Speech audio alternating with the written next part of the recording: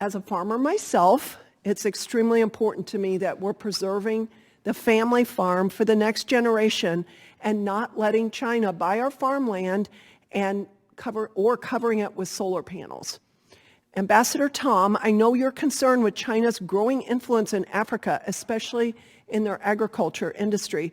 Can you talk more about how you see this as a threat to the U.S. food security?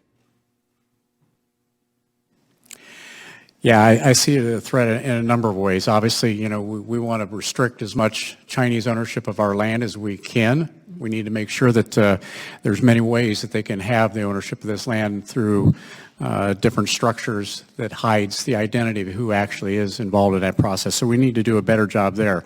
I'm not sure USDA has the resources today, maybe they do, to accomplish that. But to your point, we've lost 150 million acres of arable farmland in the United States since the early 1980s.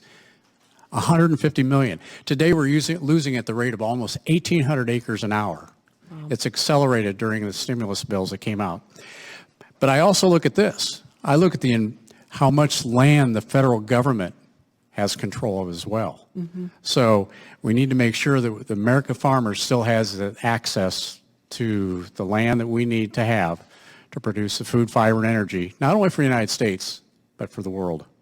Absolutely, and I want to say that I'm here to represent food production and to defend our ability to feed ourselves.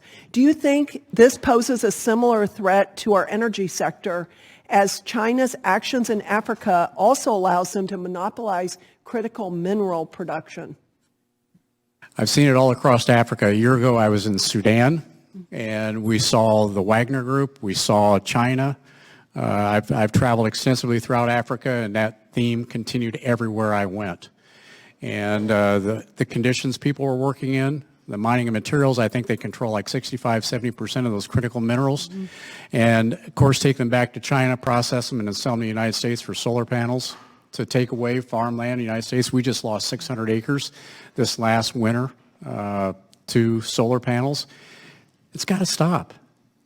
The crops we were producing were sinking as much carbon as those solar panels are probably going to produce in terms of changing the climate. So we need to pay attention.